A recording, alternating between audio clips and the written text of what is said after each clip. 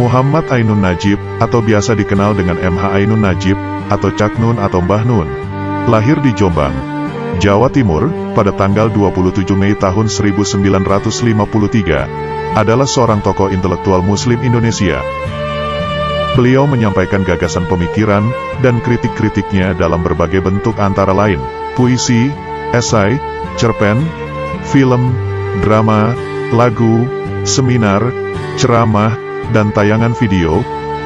Cak Nun menggunakan beragam media komunikasi, dari cetak hingga digital, dan sangat produktif dalam berkarya. Ragam dan cakupan tema pemikiran, ilmu, dan kegiatan Cak Nun sangat luas, seperti dalam bidang sastra, teater, tafsir, tasawuf, musik, filsafat, pendidikan, kesehatan, Islam, dan lain-lain.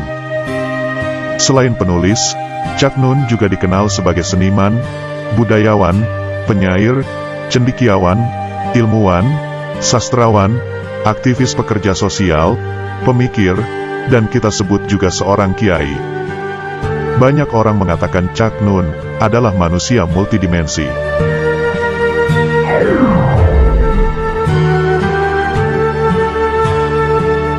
Menjelang kejatuhan pemerintahan Soeharto, Cak Nun merupakan salah satu tokoh yang diundang ke Istana Merdeka untuk dimintakan nasihatnya, yang kemudian celetukannya diadopsi oleh Soeharto berbunyi "Ora dadi presiden ora pateken". Setelah reformasi 1998, Cak Nun bersama Kiai Kanjeng memfokuskan berkegiatan bersama masyarakat di pelosok Indonesia. Aktivitasnya berjalan terus dengan menginisiasi masyarakat maya, yang berkembang di seluruh negeri Indonesia hingga mancanegara.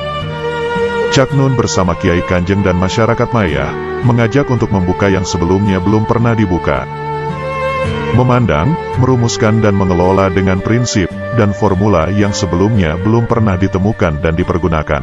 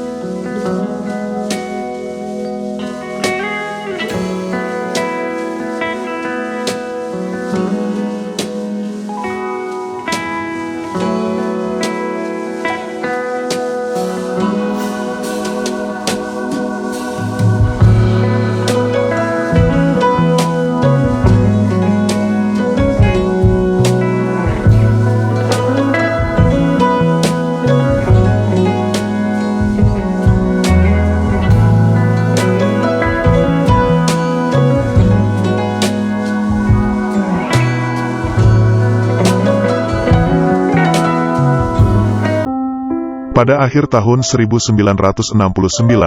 ketika masih SMA, Cak Nun memulai proses kreatifnya dengan hidup menggelandang di Malioboro, Yogyakarta selama 5 tahun hingga 1975. Kala itu, Malioboro menjadi tempat bertemu para aktivis mahasiswa, sastrawan, dan seniman Yogyakarta. Malioboro menjadi salah satu poros dalam jalur bulak sumur Malioboro Gampingan yang menandakan dialektika intelektual sastra seni rupa. Di Malioboro ini, Cak Nun bergabung dengan PSK atau Persada Studi Club, sebuah ruang studi sastra bagi penyair muda Yogyakarta yang diasuh oleh Umbu Landu Paranggi, seorang sufi yang hidupnya misterius. Banyak yang mengatakan pertemuan dengan Umbu memberikan pengaruh dalam perjalanan hidup Cak Nun selanjutnya. PSK, yang didirikan tahun 1969 dan aktif hingga 1977, telah melahirkan sejumlah sastrawan terkemuka Indonesia, di antaranya Teguh Ranu Sastra Asmara, Iman Budi Santosa, Ragil Suwarna Pragolapati, Linus Suryadi AG, Kori Layun Rampan, dan Cak Nun sendiri. Keberadaan PSK tidak dapat dipisahkan dari Mingguan Pelopor Yogya. Kehidupan di PSK, di bawah asuhan Umbu, memang menuntut setiap penyair mudanya untuk berpacu setiap saat dengan kehidupan puisi. Dan ketika di PSK, Cak Nun termasuk yang produktif menghasilkan karya sehingga di usia yang masih belia, belum genap 17 tahun, beliau sudah mendapatkan legitimasi sebagai penyair dan disematkan sebagai penyair garda depan yang dimiliki Yogyakarta. Semasa di Malioboro ini, Cak Nun yang masih SMA sering bolos sekolah karena asyik dengan dunia sastra. Beliau pernah membolos hampir 40 hari dalam satu semester. Ini yang membuat dia mulai tidak disukai guru-gurunya, ditambah rambutnya gondrong yang dianggap melanggar peraturan sekolah. Tapi ia mengatakan bahwa dirinya lebih suka mencari hal-hal yang belum diketahuinya namun tidak didapatkannya di sekolah.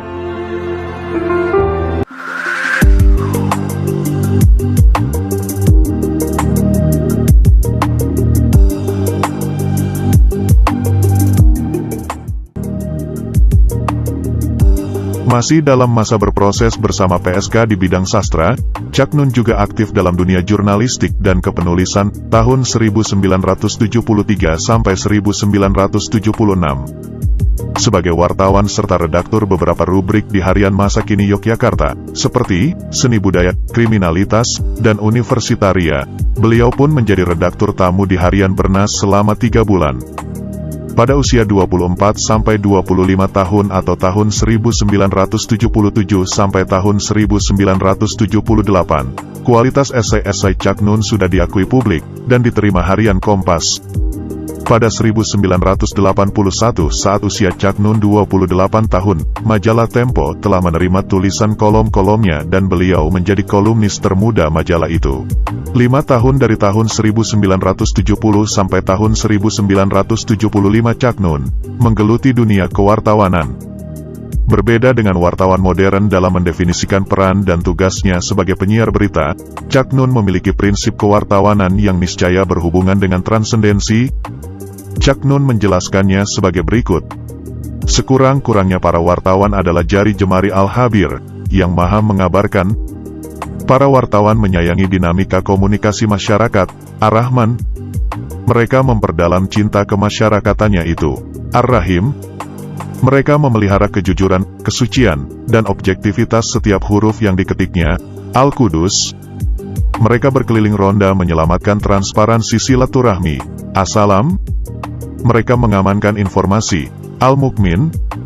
Mereka mengemban tugas untuk turut menjaga berlangsungnya keseimbangan nilai kebenaran, kebaikan dan keindahan dalam kehidupan masyarakat, Al-Muhaimin. Mereka menggambar indahnya kehidupan dengan penanya, Al-Musawir. Serta berpuluh-puluh lagi peran Tuhan yang didelegasikan kepada kaum jurnalis atau para wartawan.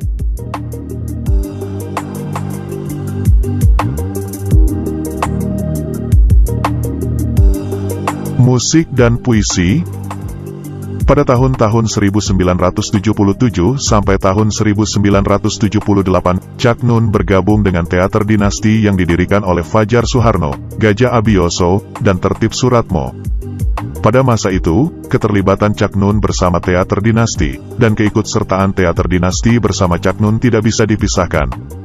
Bersama Teater Dinasti, Chuck Noon intensif mementaskan puisi dalam rentang perjalanan sejak 1978 sampai 1987. Beliau menggunakan bahasa Jawa, jalanan, dan ungkapan-ungkapan populer yang bersifat oral dan menimbulkan plesetan yang mendekonstruksi logika, makna, serta humor dalam puisi-puisinya, dan mengangkat masalah-masalah sosial. Karya-karyanya, bersama Teater Dinasti dianggap menjadi fenomena baru dalam pemanggungan puisi sehingga banyak dibicarakan oleh pengamat kesenian karena diiringi alunan musik dari seperangkat gamelan. Pada tanggal 8 Desember tahun 1980, Chuck Noon dan Teater Dinasti mementaskan puisi di Teater Arena Taman Ismail Marzuki atau TIM yang berjudul Tuhan. Pembacaan puisi yang diiringi musik gamelan Jawa pada masa itu, merupakan bentuk musikalisasi puisi yang tidak lazim. Karena itu, Chuck Noon menyebut pementasan seperti itu sebagai musik puisi, bukan musikalisasi puisi. Model pertunjukan demikian diakui Chuck Noon sebagai terobosan dan merupakan strategi agar mendekatkan puisi kepada masyarakat di kampung-kampung.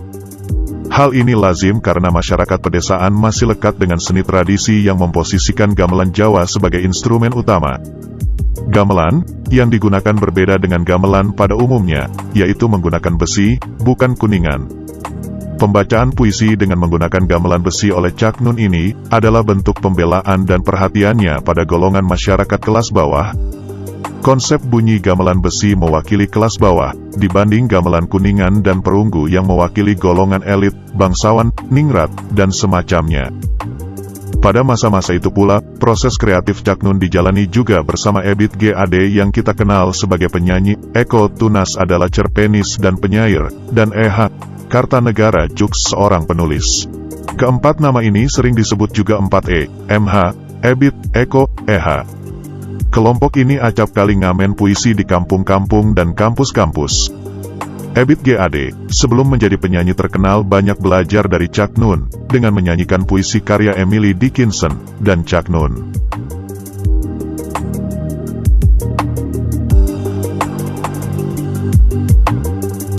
M.H. Ainun Najib, dalam lokakarya Teater Rakyat tahun 1988.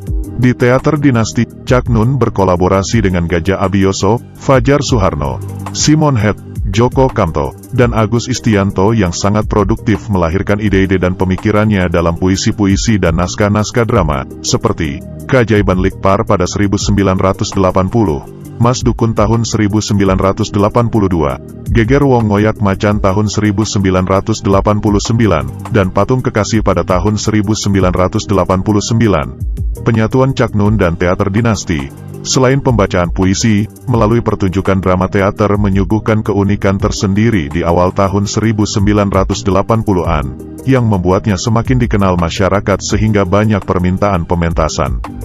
Chuck Noon juga diikutsertakan dalam lokakarya teater tahun 1980 pada Philippine Educational Theatre Association atau PETA, sebuah konsep teater yang mengusung nilai-nilai organisatoris, artistikal, dan orientatif di Manila, Filipina.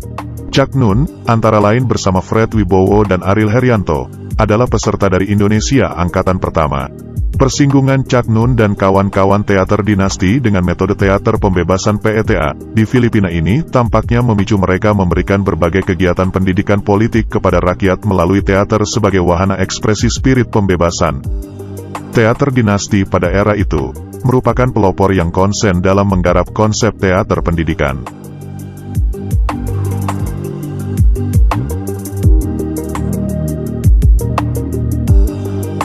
Bagian kedua, Iowa, Rotterdam, Berlin. PSK di masa aktifnya sering mengadakan kegiatan dialog sastra bersama Umar Khayyam, dan sastrawan lainnya yang dipandang mapan di wilayah sastra nasional. Chuck Noon dan Linus Suryadi AG dikenal memiliki kedekatan dengan beliau. Tahun 1981, Umar Khayyam merekomendasikan Chuck Noon untuk mengikuti International Writing Program di Universitas Iowa, Amerika Serikat. Sebagai sastrawan, Chuck Noon juga diundang dalam beberapa acara internasional. Tahun 1984, Chuck Noon diundang untuk mengikuti The International Poetry Reading Festival di Rotterdam, Belanda.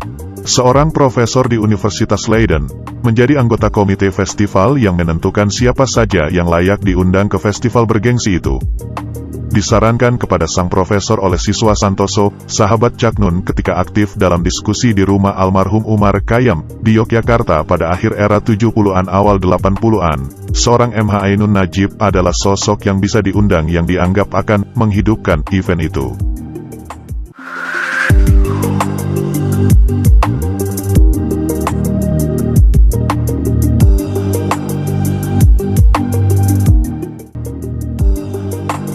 Berawal hanya diundang untuk mengisi festival keberadaan Cak Nun di Belanda, kemudian berlanjut. Profesor Ben White dari ISS, Institute of Social Studies di Den Haag, menyukai pemikiran Cak Nun sehingga didukung untuk berkegiatan di ISS Den Haag selama setahun. Cak Nun bisa kuliah, seminar, konferensi ke Berlin, kemana-mana, asalkan untuk mendukung imajinasinya menulis. Tulisan-tulisannya pada periode itu banyak dimuat di buku dari pojok sejarah. Tahun 1985, Cak Nun mengikuti Festival Horizonte 3 di Berlin, Jerman. Pada festival ini, beliau membacakan puisi-puisinya yang dipadukan dengan ayat-ayat Al-Quran. Seperti ketika di Rotterdam, Cak Nun juga kemudian menetap lama di Jerman. Tahun 1983, Cak Nun bersama Gus Dur dan rombongan berkunjung ke Utrecht. Mereka menginap di kediaman Adnan Buyung Nasution yang sedang studi. Di sini, Cak Nun bertemu dengan Pipit Rohiyat Kartawijaya, yang kemudian saling menemukan kecocokan pemikiran. Ketika berkelana di Jerman tahun 1985 itu, Cak Nun tinggal di rumah Pipit. Sebagian tulisan dalam buku dari pojok sejarah, juga ditulis di sana.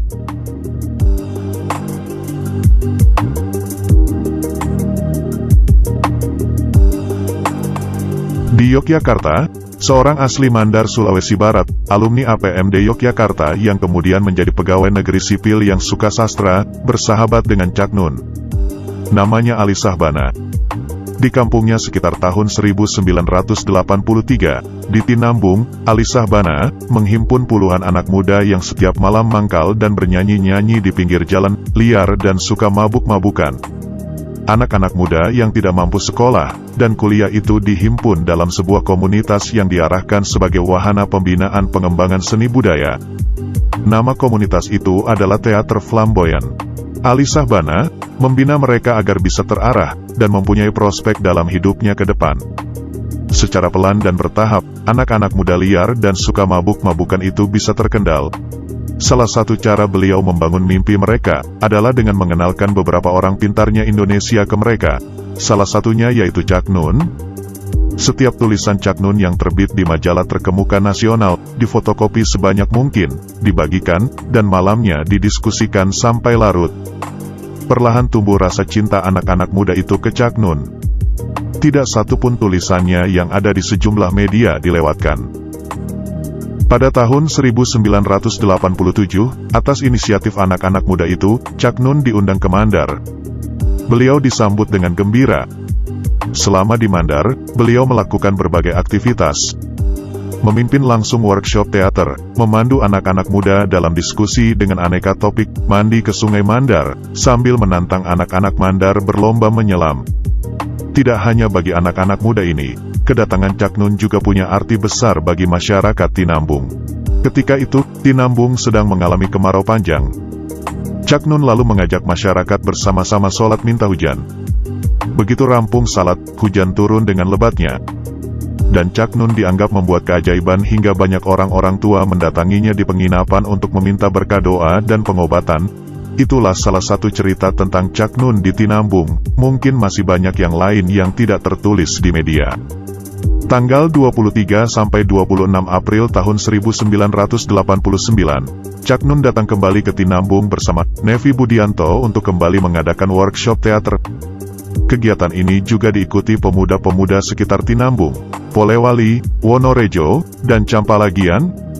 Cak Nun pun sering ke Mandar pada tahun-tahun berikutnya, hingga terjalin hubungan persaudaraan yang sangat kuat antara mereka. Cak Nun didaulat sebagai orang Mandar, yang lahir di Jombang oleh tokoh-tokoh masyarakat Mandar yang berhimpun di Yayasan Sipa Mandar. Cak Nun juga menjadi dekat dengan tokoh Mandar, yaitu Baharudin Lopa, dan Bunda Camana. Pada tahun 2011, bertempat di Gedung Cak Durasim, di Surabaya, Cak Nun bersama komunitas Mayah memberikan gelar Mayah dan Mayah Syahadah kepada mereka yang mengukuhkan 5 prinsip nilai-nilai kehidupan, sejati, ketulusan, keaslian, kesetiaan, ketulusan. 2 dari 12 penerima tersebut adalah orang Mandar yaitu Ali Sahbana dan Bunda Camana. Kedekatannya dengan masyarakat Mandar, membuat Cak Nun diminta memediasi pertemuan pejuang pembentukan Sulawesi Barat dengan Gus Dur, yang ketika itu menjadi presiden. Dengan terlibatnya Cak Nun, masyarakat Mandar yakin perjuangan pembentukan Sulawesi Barat yang sudah lama diupayakan akan membuahkan hasil. Akhirnya September tahun 2004, Provinsi Sulawesi Barat bisa terwujud.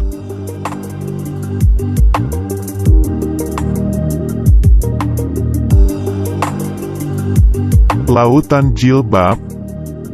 Selain bersama teater dinasti, di akhir era 80-an dan awal 90-an, Cak Nun juga menghasilkan karya-karya naskah pementasan drama seperti Santri-Santri Hidir, Sunan Sableng dan Baginda Faruk, Keluarga Sakinah, Lautan Jilbab, Pak Kanjeng, dan Perahu Retak.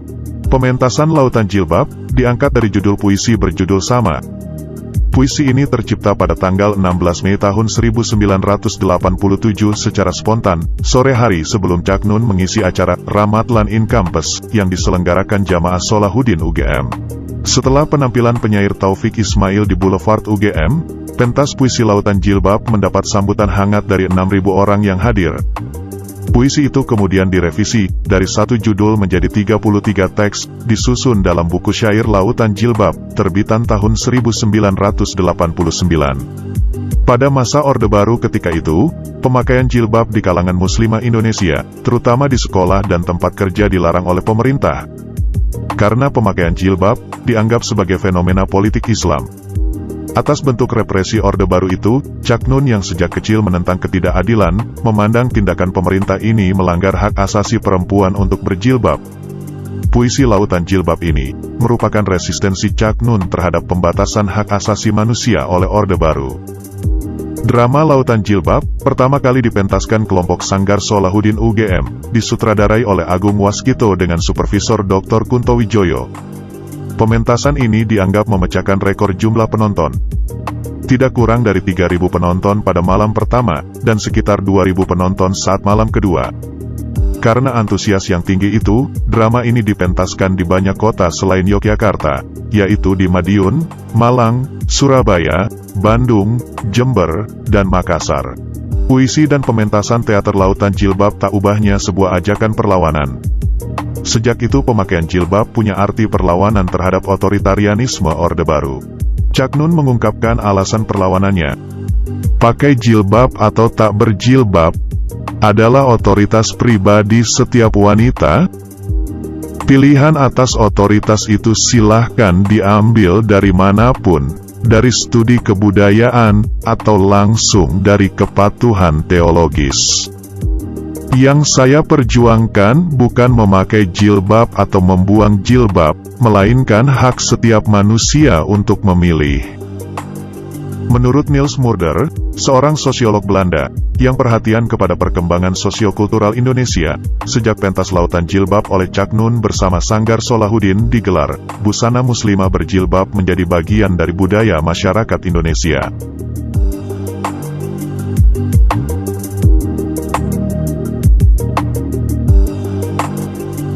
ICMI, Pertemuan MH Ainun Najib dan B.J.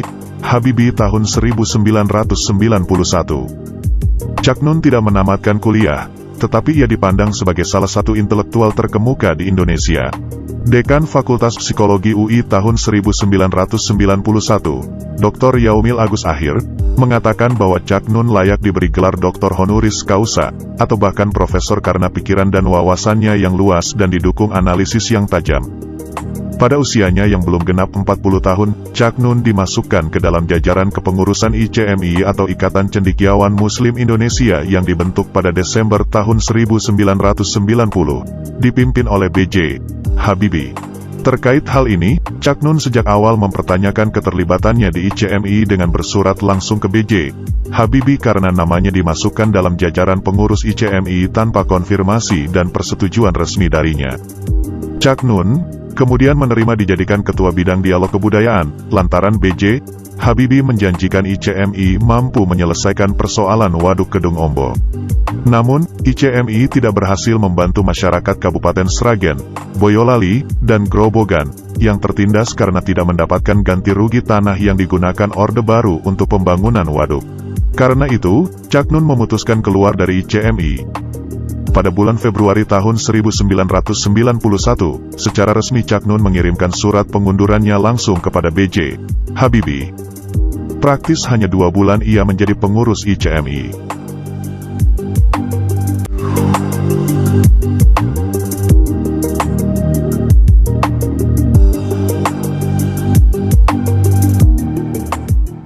Tuan Kanjeng. Pak Kanjeng merupakan naskah Cak Nun, yang dipentaskan untuk mengkritik dan merespons kesemena-menaan penguasa rezim Orde Baru ketika membangun Waduk Kedung Ombo. Setelah sebelumnya sangat sulit sekali mendapat izin pentas, tanggal 16 dan tanggal 17 November tahun 1993 di Purna Budaya Yogyakarta dan sekarang menjadi Pusat Kebudayaan Kusnadi Harjo Sumantri UGM, lakon Pak Kanjeng dipentaskan. Lakon ini memotret perlawanan seorang warga, yaitu Pak Jenggot, dalam menolak pembangunan Waduk Kedung Ombo di Boyolali, Jawa Tengah. Pementasan ini ditampilkan dengan bahasa yang sangat deras, keras, tajam, pintar, dan sarkastis. Pementasan lakon Pak Kanjeng, naskah M.H. Ainun Najib tahun 1993. Pak Kanjeng diperankan oleh 3 aktor yaitu Joko Kamto, Nevi Budianto, dan Butet Kertarajasa. Ketiganya, masing-masing menggambarkan sebuah pribadi yang terpecah menjadi 3, yang keras melawan, yang lunak toleran, dan yang ragu-ragu. Itu merupakan 3 fase kejiwaan Pak Kanjeng dalam menghadapi kekuasaan Orde Baru.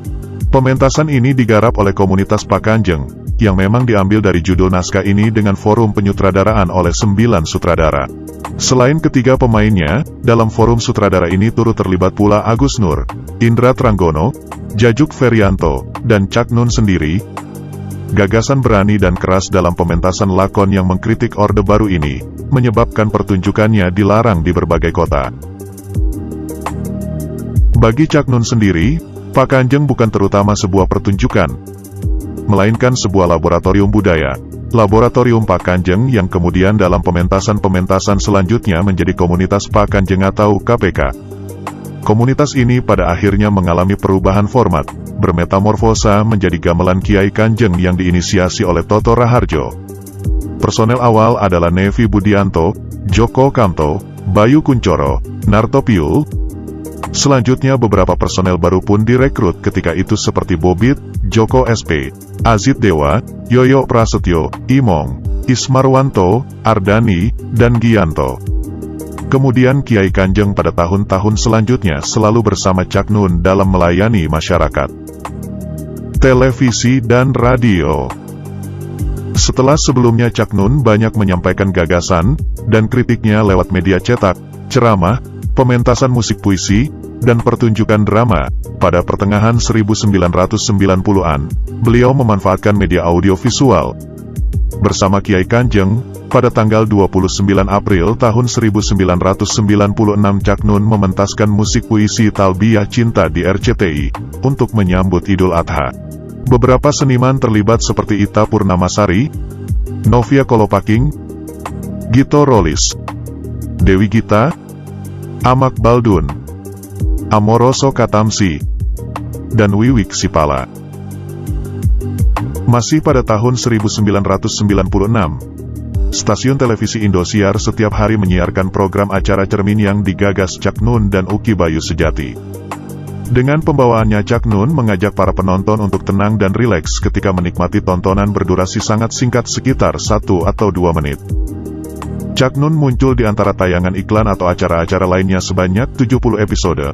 Pesan yang disampaikannya cukup variatif, tak lepas dari sentuhan moral agama, dan masalah sosial, Program ini dimaksudkan Cak Nun untuk menyajikan kepada pemirsa sebuah tayangan yang lebih kontemplatif dan berprioritas moral, di tengah kondisi siaran televisi yang dipenuhi hiburan-hiburan ringan, dan hanya mimpi-mimpi. Selain cermin di Indosiar, Cak Nun juga pernah memproduksi dan menayangkan sebuah talk show yang bernuansa santai tapi berisi tema-tema serius dan kritis. Acara yang tayang setiap Kamis malam ini bernama Gardu. Cak Nun dilibatkan dalam sebuah perhelatan besar di masa Orde Baru yang mendapat porsi tayangan media sangat penting, yaitu siaran malam takbiran tahun 1997.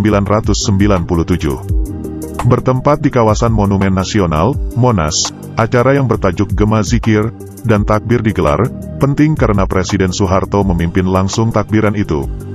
Sebuah momen langka Soeharto takbiran nasional, bersama Soeharto dalam takbiran itu adalah Wakil Presiden Tri Sutrisno, Haji Rhoma Irama, Kiai Haji Zainuddin MZ, Cak Nun, Prof. Der Quraisy Shihab, Kiai Haji Hasan Basri, Muammar ZA, dan Kiai Haji Ilyas Ruhiyat. Takbiran yang memang bernuansa politik namun juga kental dengan unsur budaya. Hadirnya Raja Dangdut Rhoma Irama dan Cak Nun menjadi magnet tersendiri. Takbir dan zikir penuh warna kesenian nuansa Islami yang tidak monoton. Sebuah penggalan zikir pencerahan di masa menjelang krisis moneter itu disampaikan Cak Nun. Wahai engkau pembuka segala pintu, mohon, jangan lagi bukakan pintu kelaliman di hati kami. Jangan bukakan lagi pintu kekerasan dan kebrutalan. Jangan bukakan pintu benci dan dengki di dalam jiwa kami. Mohon, jangan bukakan api dari lubuk nafsu kami. Ya Allah, jangan bukakan pintu kerusuhan lagi. Selain televisi, Cak Nun juga berkomunikasi kepada masyarakat lewat frekuensi radio. Rekaman suara pemikirannya pernah disiarkan Radio Delta FM dalam tajuk Catatan Kehidupan. Bulan Ramadan tahun 2018 dan 2019, Cak Nun juga menyampaikan pesan-pesannya dalam program radio Suara Surabaya bertajuk Tasbih.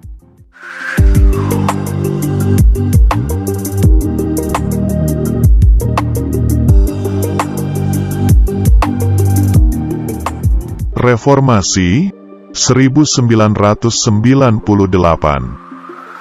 Pada masa Orde Baru, sejak 80-an, Cak Nun termasuk salah satu tokoh masyarakat yang vokal dan kritis kepada Soeharto. Beliau seringkali menempatkan diri dalam oposisi langsung melawan pemerintahan Orde Baru. Kegiatan-kegiatannya banyak sekali dicekal, dan dibatasi ruang geraknya oleh TNI dan Polri. Perjuangannya melawan segala bentuk ketidakadilan Orde Baru mencapai titik puncaknya tahun 1998. Reformasi 1998 merupakan episode perjalanan Republik Indonesia yang melibatkan banyak pihak dan elemen masyarakat Indonesia. Masing-masing memiliki peran, termasuk peran signifikan Cak Nun dan beberapa tokoh nasional. Detik-detik lengsernya Soeharto. Pada Mei tahun 1998, kerusuhan pecah di berbagai kota, termasuk Surakarta, Bandung, dan Palembang usai terjadi penembakan dalam demonstrasi yang menewaskan mahasiswa Universitas Trisakti tanggal 12 Mei.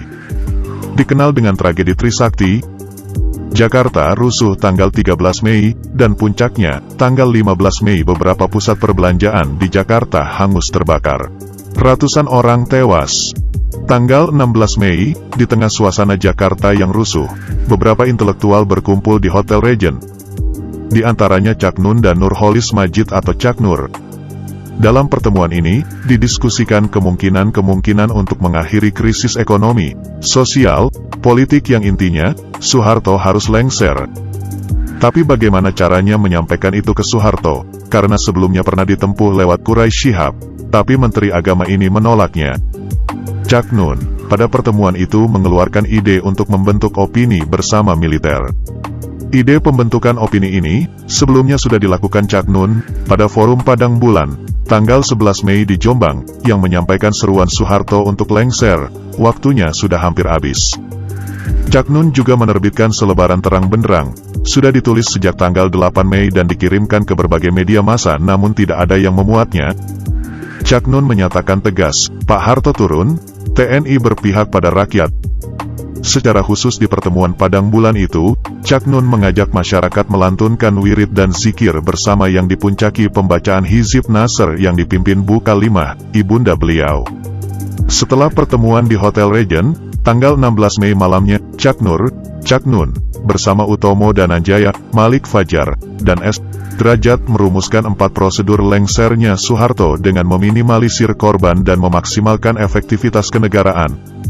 4 prosedur ini termaktub dalam surat Husnul Hatimah yang rencananya akan diserahkan kepada Soeharto. Para perumus surat itu sebenarnya berasal dari sebuah kelompok diskusi rutin, yaitu Majelis Reboan yang salah satunya diselenggarakan di Jalan Indramayu 14, Menteng, Jakarta. Keesokan harinya, tanggal 17 Mei surat yang lengkapnya berjudul Semuanya Harus Berakhir Dengan Baik, Husnul Hatimah, itu dikabarkan kepada para wartawan di hotel wisata oleh Cak Nun, dan kawan-kawan. Konferensi pers itu menjadi pembicaraan di banyak media esoknya, tanggal 18 Mei. Pada tanggal 18 Mei itu juga, surat tersebut disampaikan ke Soeharto melalui Mensesnek ketika itu, Saadillah Mursyid. Sore harinya, tak diduga, Harmoko sebagai ketua DPR dan MPR yang dikenal setia kepada Soeharto, membacakan pernyataan agar Presiden Soeharto mengundurkan diri dengan arif dan bijaksana. Malam harinya, ternyata Soeharto menyambut baik usulan untuk Husnul Hatimah. Melalui Saadillah Mursyid, Presiden Soeharto menghubungi Cak Nur, dan menyatakan bersedia mundur kapan saja. Kabar itu pun diteruskannya kepada Cak Nun. Setelah usulan dalam surat Husnul Hatimah diterima, dan menyatakan akan mundur, Soeharto ingin merundingkan cara lengser terbaik, tercepat, tetapi berisiko minimal bagi bangsa Indonesia. Pak Harto ingin membahasnya bersama perumus surat itu dan tokoh-tokoh Muslim segera. Soeharto secara khusus meminta agar Gus Dur diikut-sertakan. Cak Nur mengusulkan agar Amin Rais juga diundang, tapi ditolak Soeharto. Tanggal 19 Mei pagi, pukul 9 tokoh masyarakat diterima Soeharto di Istana Merdeka, yaitu Cak Nur, Cak Nun, Gus Dur, Ahmad Bagja, Kiai Haji Kholil Baidowi, Kiai Haji Ali Yafi, Kiai Haji Ma'ruf Amin, Malik Fajar, dan Sumargono. Selain mereka bersembilan, Cak Nur juga mengajak Yusril Iza Mahendra. Yusril ketika itu bekerja sebagai penyusun naskah pidato kepresidenan yang sebenarnya tidak masuk dalam undangan, tapi Cak Nur memaksa karena Yusril paham hukum ketatanegaraan. Pertemuan tanggal 19 Mei pagi itu dijadwalkan hanya berlangsung setengah jam, tapi ternyata molor hingga 2,5 jam. Dalam pertemuan itu tidak ada perdebatan, tidak ada desakan, tidak ada tawar-menawar kekuasaan. Justru pertemuan itu santai dan penuh gelak tawa. Kesemua tokoh, satu persatu berbicara kepada Soeharto. Semuanya menegaskan beliau harus segera mundur. Pertemuan itu terjadi berkat kepastian malam sebelumnya, ketika Soeharto menyatakan bersedia mundur kepada Cak Nur. Ibarat sebuah pernikahan, pertemuan itu adalah bagian resepsi, karena sebelumnya kepastian akad nikah lengser sudah terjadi. Soeharto berencana akan membentuk kabinet reformasi. Juga, ia menerima usulan adanya semacam komite reformasi, yang berangkat dari gagasan formula keempat reformasi sebagai jalan tengah yang tertera dalam surat Husnul Hatimah. Soeharto meminta Cak Nur untuk memimpin komite itu. Tapi permintaan itu dengan tegas ditolak.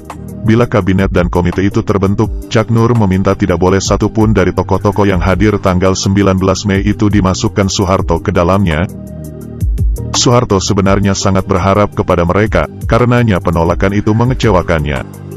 Ketika konferensi pers setelah pertemuan, Soeharto belum menyatakan mundur. Ia menyatakan akan melakukan reshuffle kabinet dan memimpin reformasi, juga tak akan bersedia dipilih lagi dalam pemilu mendatang. Tak ada pernyataan yang jelas kapan ia akan benar-benar turun dari kursi presiden selain kode, secepat-cepatnya.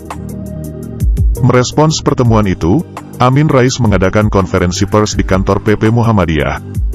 Ia mengatakan bahwa dengan tak memberi gambaran program dan tempo yang jelas, Soeharto sama sekali tak memberi titik cerah kepada masyarakat. Itu juga menandakan dengan gamblang Soeharto gagal membaca aspirasi rakyatnya. Pada hari yang sama dengan pertemuan di Istana Merdeka itu, 14 Menteri Kabinet Pembangunan 7 menandatangani surat pengunduran diri dari Kabinet di Gedung Bappenas dan menolak dimasukkan ke dalam Kabinet Reformasi atau Komite Reformasi yang akan dibentuk. Mereka adalah Akbar Tanjung, A.M. Hendro Priyono, Ginanjar Kartasasmita, Giri Suseno Hadiharjono, Haryanto Danutirto, Justika S. Baharsyah, Kuntoro Mangkusubroto, Rahmadi Bambang Sumadijo, Rahardi Ramelan, Sanyoto Sastrowardoyo, Subiakto Cakrawardaya, Sumahadi, Tanri Abeng, dan Theo L. Sambuaga.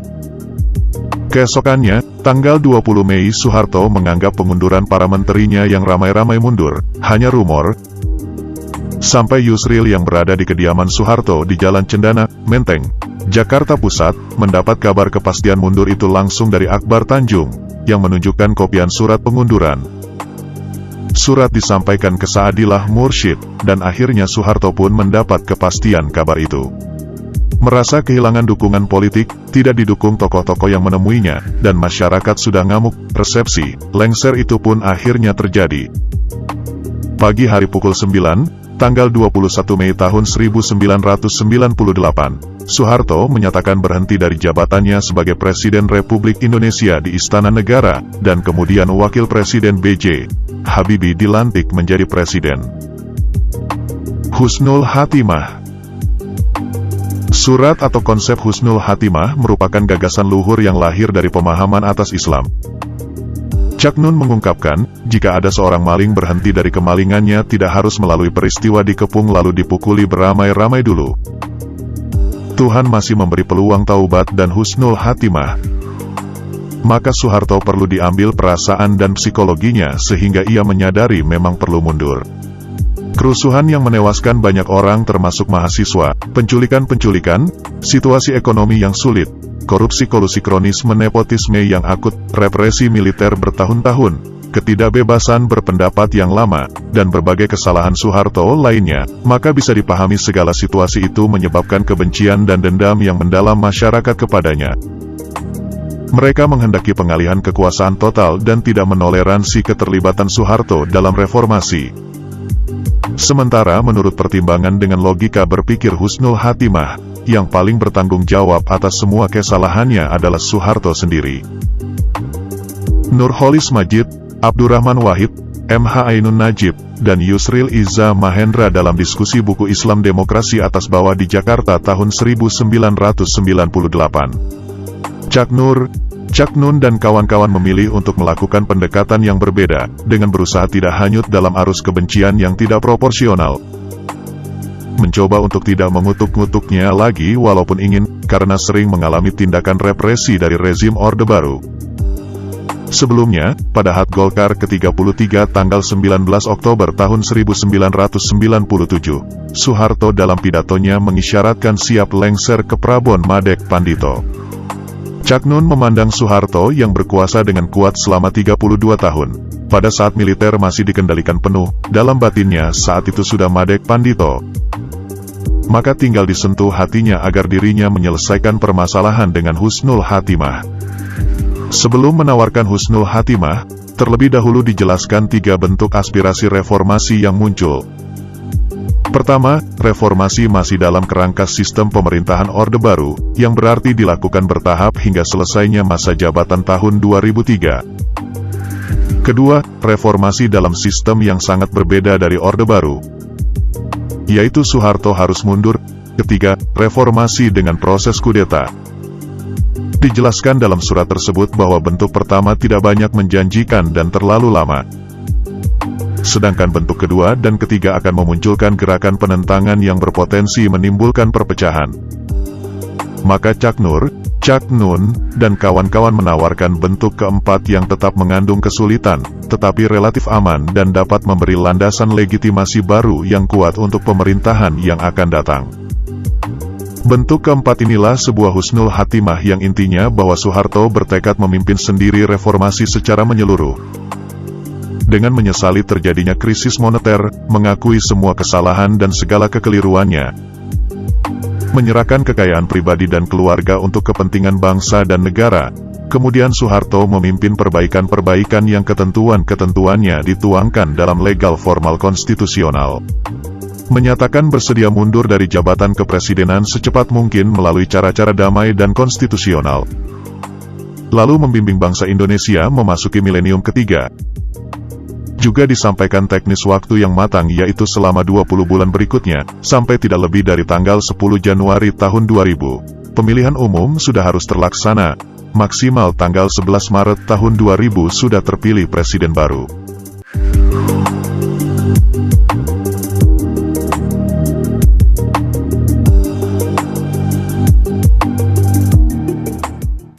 Komite Reformasi. Gagasan Cak Nur dan Cak Nun selain bersikeras Soeharto untuk tetap mundur adalah, jika memakai logika reformasi, saat Soeharto mundur maka semestinya DPR-MPR juga ikut bubar. Karena keberadaan DPR-MPR selama masa kekuasaan Soeharto, dipandang hanya untuk mengukuhkan jabatan Presiden Soeharto. DPR-MPR dipandang bukan lembaga yang sesuai namanya yang mewakili rakyat. Maka perlu disiapkan komite reformasi yang akan menjadi embrio berdirinya parlemen reformasi sesegera mungkin. Komite reformasi ini merupakan sebuah konsep sebagai langkah alternatif untuk menghindari konsekuensi naiknya B.J. Habibie, yang dianggap masyarakat bagian dari Orde Baru. Karena bila B.J. Habibie menjadi presiden, akan muncul polarisasi konflik yang baru, akan ada kelompok yang setuju kepada B.J. Habibie dan yang menolaknya. Komite reformasi ini semacam MPRS, yang bertugas menyusun undang-undang politik dan pemilu, yang kemudian menyelenggarakan pemilu selama 6 bulan. MH Ainun Najib dan Abdurrahman Wahid menjelang pertemuan dengan Soeharto di Istana Merdeka. Soeharto menyatakan akan membentuk komite reformasi dalam konferensi pers setelah bertemu 9 tokoh pada tanggal 19 Mei. Yusril, bersama Saadilah, dipercaya Soeharto untuk merealisasikan pembentukan komite reformasi. Sekitar 45 nama diajak bergabung ke dalam komite reformasi. 45 tokoh yang direncanakan masuk dalam komite reformasi ini antara lain Megawati Soekarno Putri, Gus Dur, Abdul Qadir Jailani, Adnan Buyung Nasution, Fahmi Idris, Y.B. Mangunwijaya, Kwik Kian Gi, Ali Sadikin, Daniel Sparingga, Muladi S.H., Ismail Suni, I Ketut Puja, Egi R. Sujana, Sularso Supater, Adi Sasono, Afan Gafar, Arbi Sanit, Ahmad Tahir, Ahmad Tirtosudiro, Ahmad Bagja, Akbar Tanjung, Albert Hasibuan, Anwar Harjono, Anas Urbaningrum, A. M. Fatwa, Malik Fajar, Harun Al-Rashid, Hartono Suhardiman Se, Wiranto, Yusril Izza Mahendra, serta para rektor dari UI, ITB, UGM, Undip, Unair, Unpad, Unhas, IPB, dan IAIN Syarif Hidayatullah. Sebagai pemberi ide dibentuknya komite reformasi, sejak awal Cak Nur dan Cak Nun berjanji untuk tidak terlibat dalam komite maupun pemerintahan pasca lengsernya Soeharto. Ini dilakukan untuk memberi contoh kepada masyarakat bahwa yang mereka lakukan bukanlah bertujuan kekuasaan. Karena kehadiran 9 tokoh Islam ke istana berada dalam posisi dicurigai masyarakat. Para tokoh ini sebelumnya dikenal kritis terhadap Soeharto selama krisis mulai melanda. Cak Nur atau Nur Holis Majid konsisten tidak mau memimpin komite ini, meskipun Soeharto mendesak. Yusril dan Saadilah, pasca pertemuan itu tetap menjalankan perintah Soeharto untuk memformulasikan 45 nama-nama anggota komite reformasi. Namun orang-orang yang dihubungi, mayoritas menolak. Fahmi Idris yang awalnya mau, lantas mulai ragu-ragu. Ismail Suni juga mengiyakan, tapi kemudian tidak mengontak lagi. Berbeda dengan Cak Nur, Cak Nun, dan Gus Dur yang mendukung adanya komite reformasi. Amin Rais menolak gagasan itu karena menurutnya jika ketuanya adalah Soeharto sendiri, komite itu akan kehilangan kredibilitas dan akan sulit mencari tokoh yang kompeten untuk duduk di dalamnya.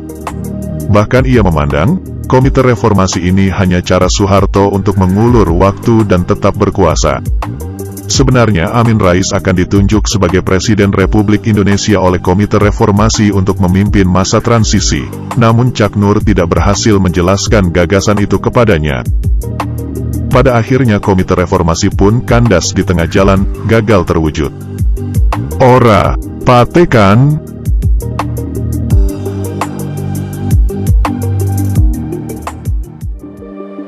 Pada saat konferensi pers dalam pertemuan dengan 9 tokoh di Istana Merdeka, Soeharto mengatakan, tidak jadi presiden tidak patek n.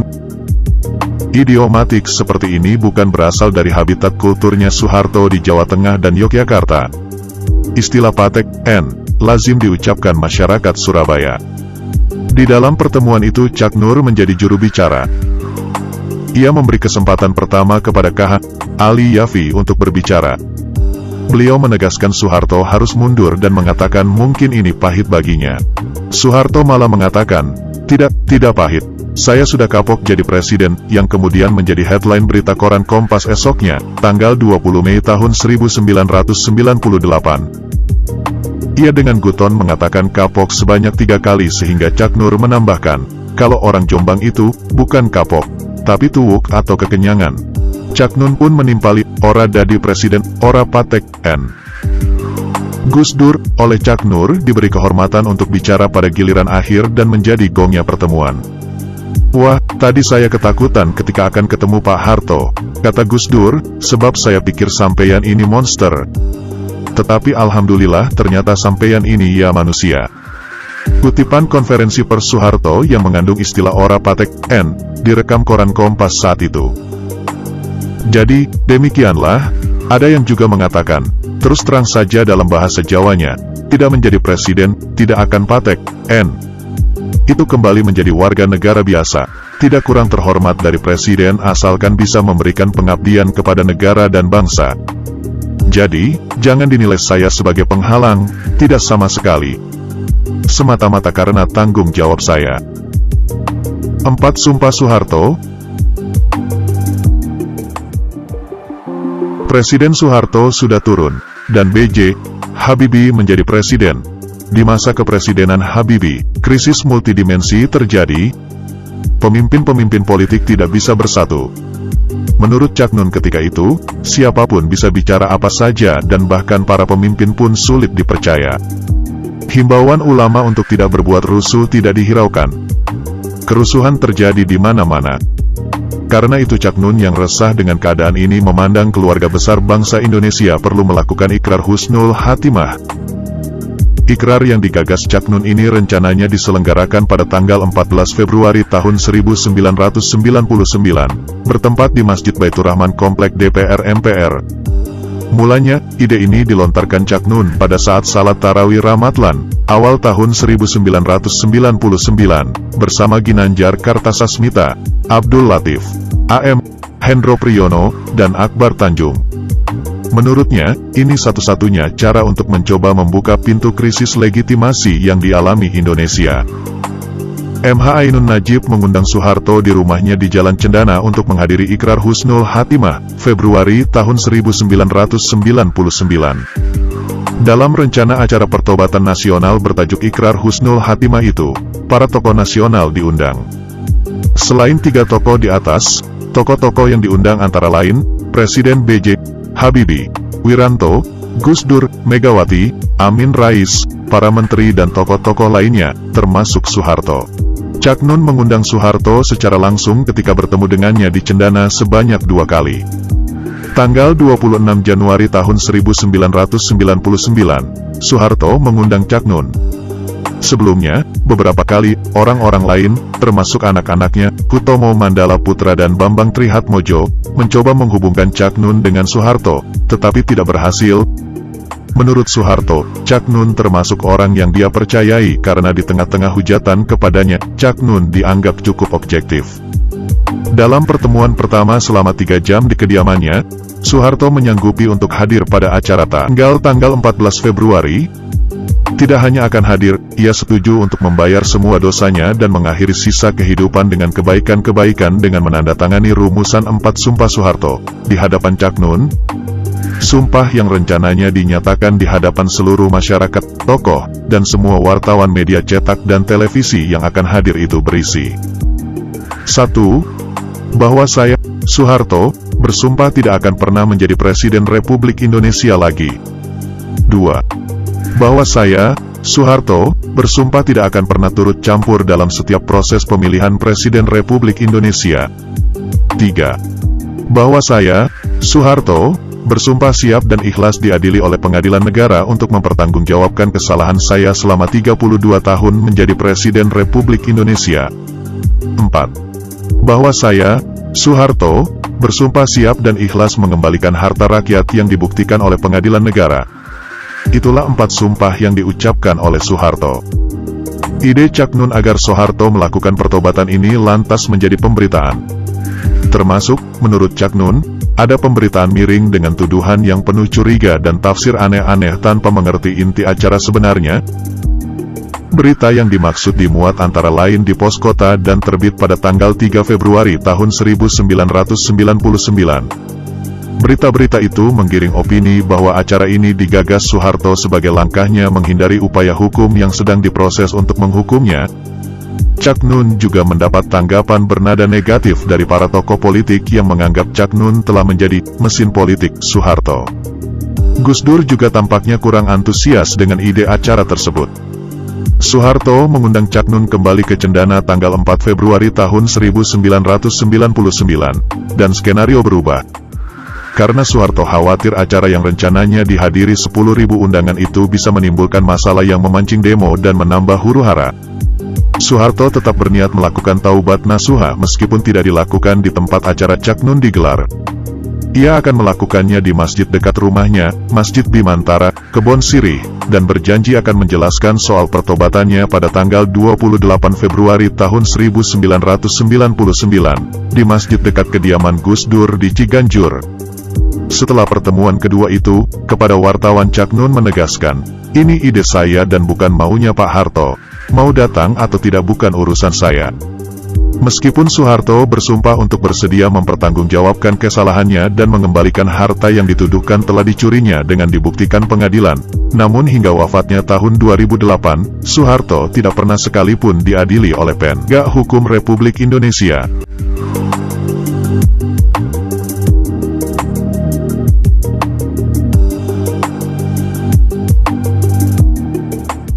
Maiyah.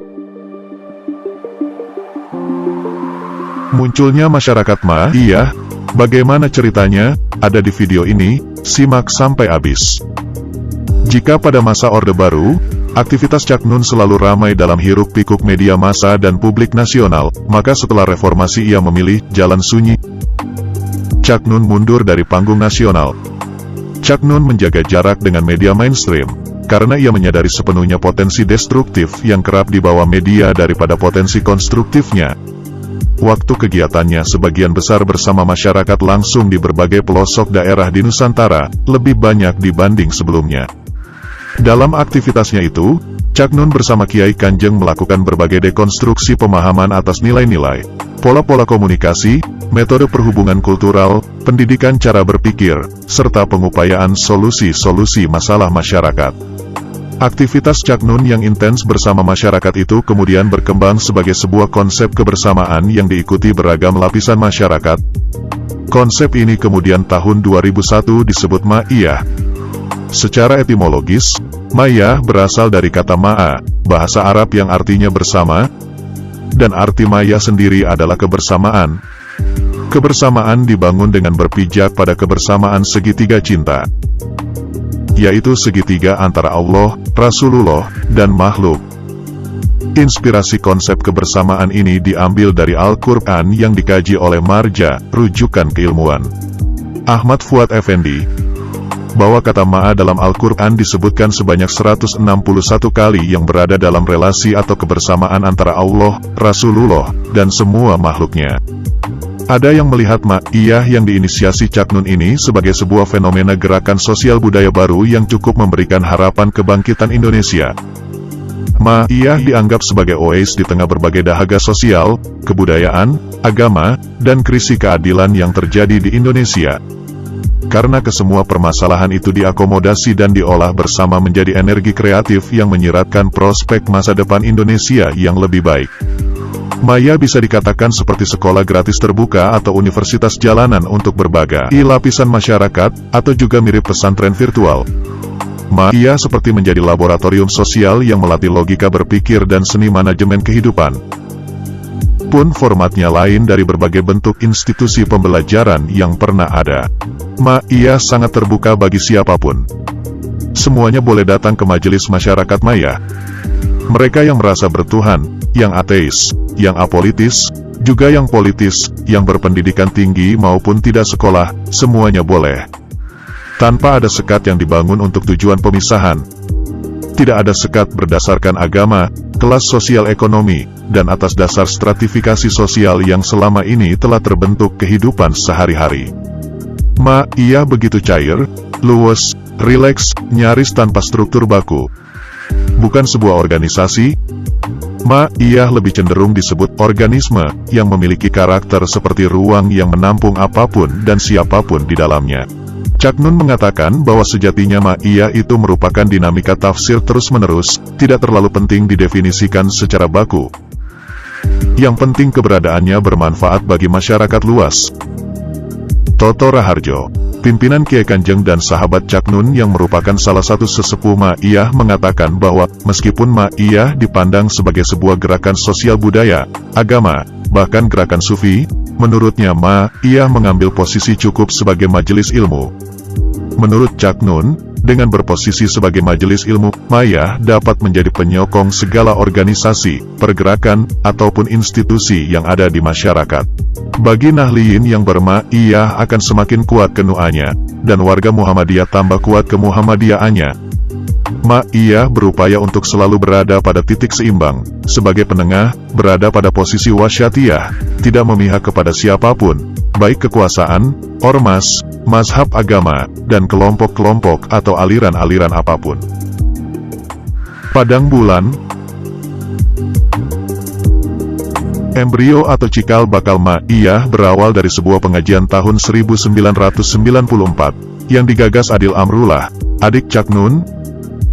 Pengajian ini diselenggarakan di rumah orang tua Cak Nun, di Jombang sebagai jalan silaturahmi Cak Nun dengan keluarga. Karena padatnya jadwal undangan Cak Nun, maka keinginan teman-teman di Jawa Timur untuk bertemu dengannya diputuskan bisa 1 bulan sekali. Cak Dil, panggilan akrab Adil Amrullah, butuh waktu 2 tahun sejak 1992 merayu Cak Nun. Setelah disepakati, akhirnya mulai bulan Oktober tahun 1994 diselenggarakan pengajian rutin. Suasana Padang Bulan pada tahun 90-an. Pengajian itu dinamakan Padang Bulan yang secara kebetulan diadakan setiap pertengahan bulan Hijriah, dan hari kelahiran Cak Nun adalah 15 Ramadan, ketika bulan purnama. Padang Bulan awalnya diikuti 50-60 orang. Bulan kedua 270 orang. Bulan ketiga 500 orang.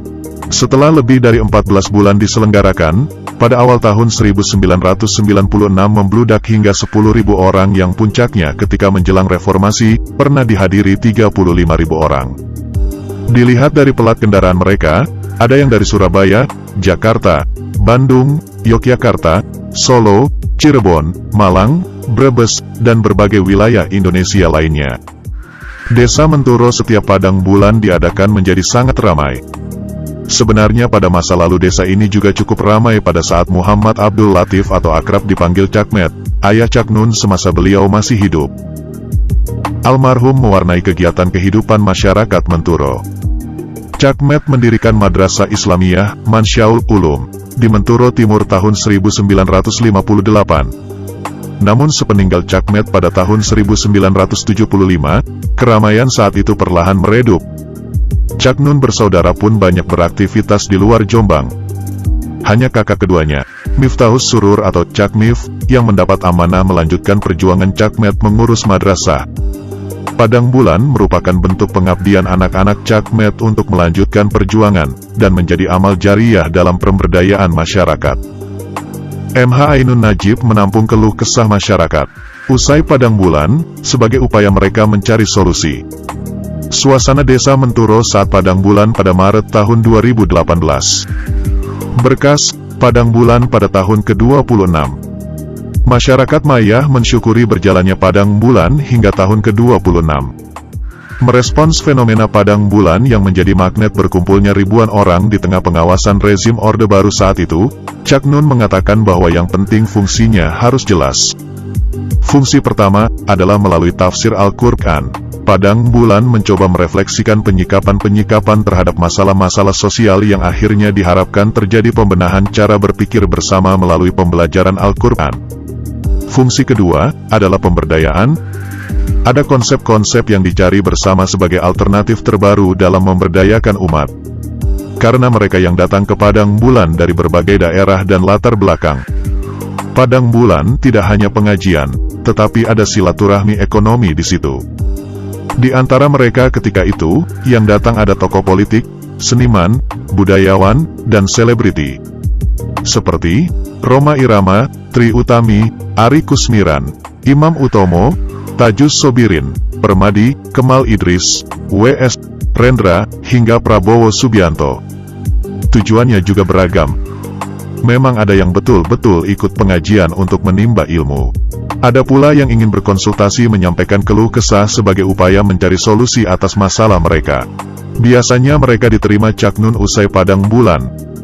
Di antara masyarakat yang datang, ada yang sekadar jajan, aneka makanan yang dijual para penjual dadakan. Luasnya sambutan masyarakat ketika itu dengan diadakannya Padang Bulan, bagi Cak Nun sekeluarga. Yang juga penting adalah pengaruh pengajian itu kepada sang ibunda, Kalimah, beliau wafat 2012. Meski sudah lanjut usia ketika itu, Ibu Kalimah sangat bersemangat untuk mempersiapkan acara sebulan sekali itu. Cak Nun mengatakan bahwa ibunya akan sangat sehat kalau bisa ngerumat banyak orang karena merasa senang. Karena kalau tidak ada kegiatan, mungkin bisa sakit-sakitan. Sejak awal, upaya tafsir dilakukan di Padang Bulan melalui duet Cak Nun dan kakak pertamanya, Cak Fuad, Ahmad Fuad Effendi.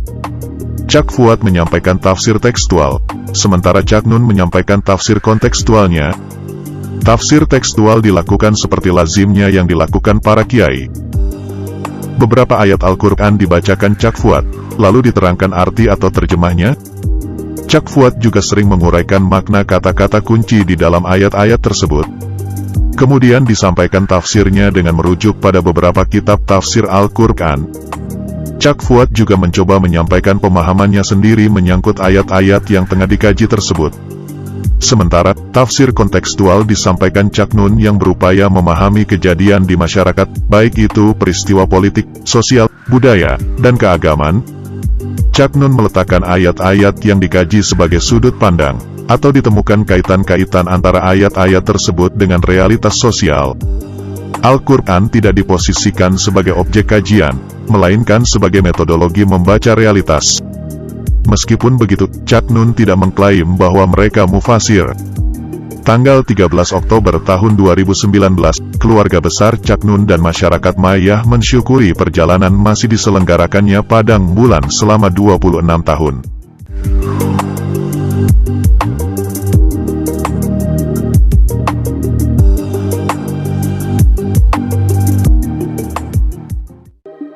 Sinau bareng. Meskipun keberangkatannya dari pengajian, dalam perjalanannya Cak Nun bersama masyarakat Mayah melakukan dekonstruksi atas model pengajian baku yang sudah ada. Kebersamaan di dalam Mayah menawarkan suatu wacana baru berupa gerakan kultural dengan metode yang alami. Forum-forum Mayah adalah peristiwa pertemuan antar manusia yang alami, secara langsung, dan tanpa tendensi materialisme. Kebersamaan yang dibangun di Mayah merupakan upaya meniru Nabi Muhammad dengan Islam di Madinah, yaitu mengupayakan kecerdasan kolektif, swarm intelligence. Kecerdasan komunal ini tidak dibentuk oleh satu atau dua orang pandai, tapi dibuat oleh interaksi antar manusia. Untuk melangkah menuju terwujudnya kecerdasan kolektif itu, Cak Nun dan masyarakat Mayah melakukan sinau bareng, belajar bersama, di mana-mana. Sinau bareng Cak Nun Kiai Kanjeng di Lamongan pada 2018.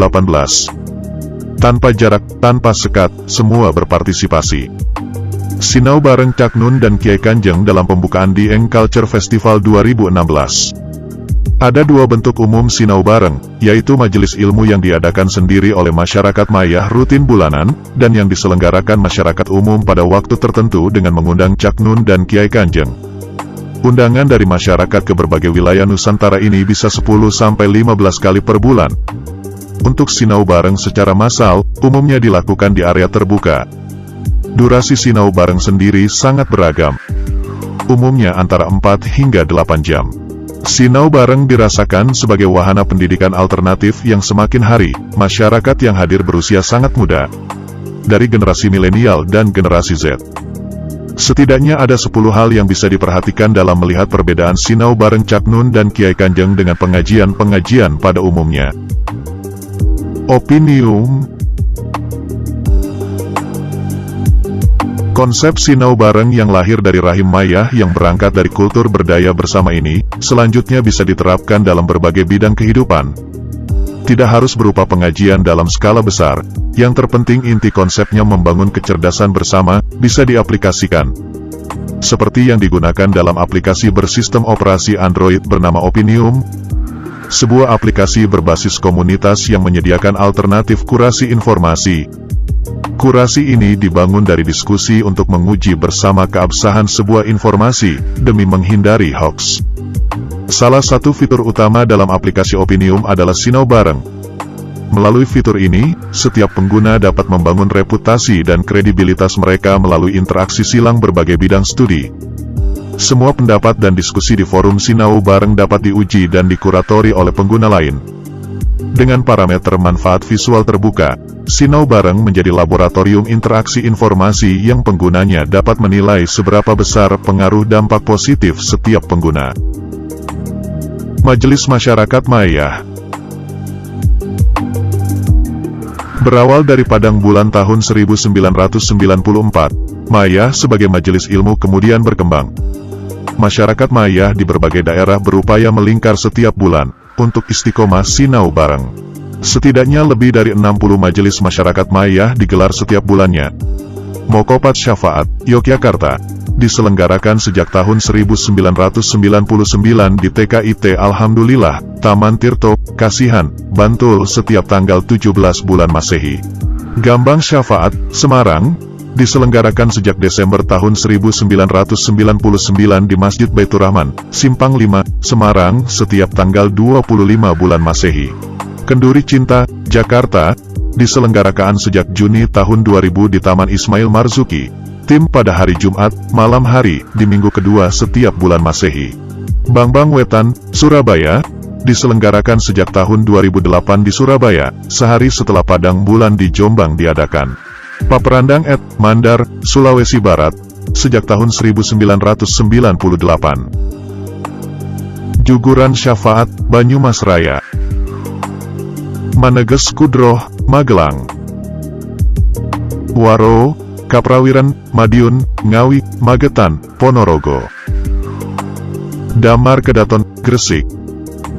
Majelis Gugur Gunung, Ungaran. Jamparing Asih, Bandung. Relegi, Malang. Mayah Dusun Ambengan, Lampung. Suluk Pesisiran, Pekalongan. Suluk Surakartan, Surakarta. Lingkar Daulat Malaya, Tasikmalaya. Magar Maya, Sukabumi. Kidung Syafaat, Salatiga. Likuran Paseduluran, Kebumen. Sabamaya, Wonosobo. Mayah Balitar, Blitar. Pasemuan Bebrayan, Cilacap. Majelis Alternatif, Jepara. Lingkar Mayah Klaten, Klaten. Poci Mayah, Tegal. Mayah Blora, Blora. Mayah Kahuripan, Gunung Kidul. Mayah Kalijagan, Demak. Mayah Kanoman, Pemalang. Manunggal Syafaat, Kulon Progo. Wisma Mutafailin, Sragen. Sedulur Mayah, Kudus. Wolulasan, Purworejo. Jembaring Manah, Jember. Rampak Osing, Banyuwangi. Sanggar Kedirian, Kediri. Selapanan, Bojonegoro. Semesta Mayah, Lamongan. Tasawuf Cinta, Nganjuk. Sendon Waton, Rembang. Sultan Penanggungan, Pasuruan. Jimat, Tuban. Paseban Majapahit, Mojokerto. Damar @ Sumenep. Padang @ Bangkalan. Batang Banyu, Banjarmasin. Mayah Ternate, Ternate. Mayah Cirebes, Cirebon. Sibarkasih, Cikarang. BG Silampari, Lubuk Linggau. Suluk Bahari, Tanjung Pinang. Mayah 28an, Lampung. Batam Mayah, Batam. Maswisani, Bali. Tong Il Korea, Korea Selatan. Mafaza, Eropa. Demikian kisah dan perjalanan seorang Cak Nun atau MH Ainun Najib. Semoga bisa menginspirasi banyak orang terutama kalangan milenial generasi muda sekarang ini. Kecintaannya pada Indonesia membuatnya tidak pernah sedikit pun berpaling dari dunia yang melambungkan namanya tersebut. Bahkan hingga di usianya yang sudah mulai sepuh ini, beliau masih setia untuk tetap melestarikan budaya negeri dalam setiap kesempatan. Kini, saatnya generasi muda meneruskan apa yang sudah dimulai oleh Cak Nun, yaitu terus belajar dan melestarikan budaya Indonesia. Ambil hikmah dan pelajaran yang telah beliau berikan kepada kita semua, terutama kaum muda untuk selalu berjuang baik untuk diri sendiri, keluarga dan masyarakat sekitarnya. Terima kasih kami ucapkan kepada Mbah Nun dan keluarga besar Mbah Nun di Jombang serta seluruh jamaah Mayah di seluruh penjuru Nusantara. Semoga biografi yang jauh dari layak ini, sedikitnya mengobati kerinduan kami akan sosok Mbah Nun yang selalu menemani kami generasi muda untuk selalu percaya diri dalam menyongsong masa depan. Sebenarnya masih banyak hal-hal yang perlu kita sampaikan, tapi rasanya tidak akan pernah habis-habisnya menggali ilmu tentang kehidupan yang telah beliau berikan kepada kami. Salam Mayah. Assalamualaikum warahmatullahi wabarakatuh.